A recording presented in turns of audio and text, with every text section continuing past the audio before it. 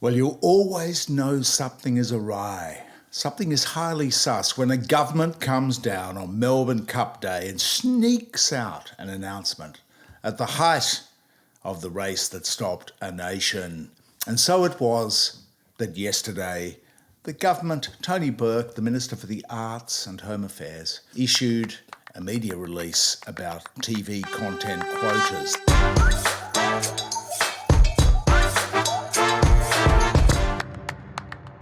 That is Australian TV content quotas, because as you know, the deluge of Netflix and the streamers, Amazon and the like, mean we're watching a lot of American content. And in other countries, Spain and France and other countries, they're forcing Netflix and co to pay up for local Spanish or French language content. But here in Australia, of course, we speak the same language, so there's a bit of an easy one for Netflix there. But of course, what impact has it had on the local TV production and film industry? It is disintegrating before our eyes. Not only that, the importance of this is expanding Australian soft power in the world. And so finally, Tony Burke sallied forth with his announcement about draft legislation that should be before the Parliament sometime today or in the very near future. The devil will be in the details, so we'll get there soon. But today we're looking at two things: the triumph of the lobbyists over the politicians, because this is a gift to Netflix and the streamers by the look of it, prima facie on what we know so far. And then we've got Sportsbet, good old sports gambling, and the government dithering for 2 years on that because lobbyists don't like it. They want to continue to advertise so children can become addicted gamblers because that's their new market. They dithered for 2 years on that, but let's get on to the TV stuff first. So, Tony Burke has announced at the height of Melbourne Cup that there will be TV and film Australian content quotas forced upon Netflix and so on. But in fact, if you look at the lobbying, the track record, and they've been hardcore lobbying these guys, Netflix and co. And we're talking Disney, Amazon, Disney Plus, Amazon, Paramount, Apple, and newer arrivals like HBO Max. They've got everything their little hearts desired. It's the victory of Hollywood over Australia. Now, to get to the detail of it, according to Simon Nash, who's just written a piece for us on the website, michaelwest.com.au, there is a massive, he says, get out of jail clause for the streamers in this proposal by Burke, this proposed legislation. To quote Nash, a film producer, they have the choice of how the quota spend will be measured. On the one hand, it's either a straightforward percentage of the revenue they generate in Australia, set by the government at 7.5%, or they can choose to take a 10% quota based on their expenditure in Australia on programming. Now, yours truly, little old yours truly, has been looking at the accounts of these American software companies for many years, the Hollywood accounting, and I can tell you, hand on heart, that they will find a way to get their expenditure, that number down, and to get their revenue down as well. Of course, Google, which makes about $8 billion here, only declares $2 or $3 billion in revenue because they decide they want to take a different definition of what revenue, sales revenue, actually is. Revenue is usually just the money you earn, not according to Google. And so we can expect some accounting chicanery as these guys, Netflix and co., get around the government's proposed legislation. In any case, it's low anyway, because originally, when this whole lobbying effort started, the streamers were expecting to pay 10% of revenue, escalating to 20%.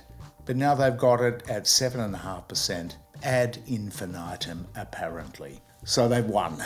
It won't hurt them at all. The amount of Australian content probably won't rise at all under these guidelines. But the devil, as Nash says, is in the detail. And so we'll get back to you and report in when we see the actual detail of the legislation and how the streamers might be able to skive out of it in order just to get a lot of cash in the door. They don't pay any tax, these guys. We've gone through their accounts. They get their distribution for free thanks to our $50 billion NBN. And it's a no-brainer for government, because who would pay for strong local content quotas.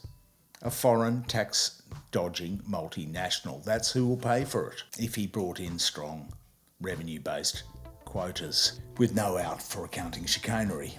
So it's just an easy one to sell to the public. We want more Australian content, Bluey's Home and Away, Bluey, Home and Away, Neighbours, these kind of things. All the brilliant Aussie films over the years going out to international markets, properly funded here and made in Australia.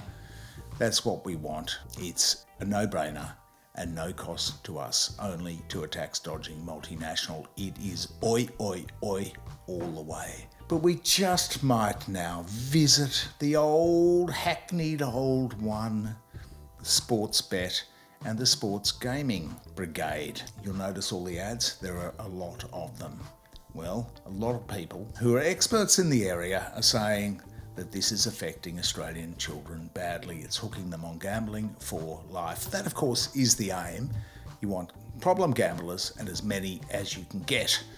And, of course, the compromise in the media dealing with this is blatant because News Corp and Nine and Seven and all the old mainstream media, which is propped up by government, these billionaires, these foreign billionaires, well, Kerry Stokes isn't foreign, but Rupert is, an American billionaire subsidised by the Australian government already through the Digital Media Bargaining Code. We, a small business, a legitimate small business that tries to do real journalism, we get no government subsidies, but Rupert does. So the system is rotten from the start and there is no proper pressure on government. Nine do a little bit from time to time, but they bury it. Okay.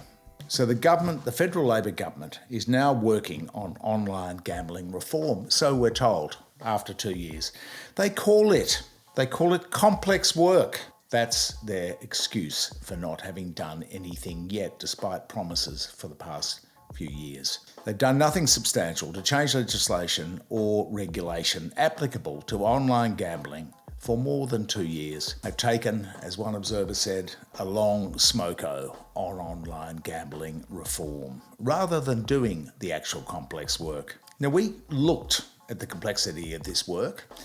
It doesn't look very complex because, of course, all you need to do is look at the Murphy report, the report by a former parliamentarian, very well respected Labor parliamentarian called Peter Murphy. She died a couple of years ago, but her legacy is the Murphy report. And the Murphy report strongly advocates, based on an absolute trove of evidence from experts, that online gambling, the explosion in online gambling, is very negative for Australian culture, for the children particularly, and for gambling addicts. So they said they were going to do something about it a couple of years ago, and they haven't. So let's just nip back in time to see what happened. Well, in June 2023, a federal parliamentary inquiry report delivered by the late Peter Murphy made 31 unanimous recommendations to reduce social harm from online gambling. These recommendations included a comprehensive ban on all gambling advertising on all media, a service, online gambling, that causes massive social harm gets the same ban that cigarettes are now subject to. Sounds sensible, sounds logical, sounds fair, but no, makes a lot of sense. And it's not happening. As at November 1, 2025, just a few days ago, the federal government is yet to respond to the Murphy report. Those recommendations, those 31 recommendations for online gambling reform, have been gathering dust for 2 years in her Labor colleagues' offices.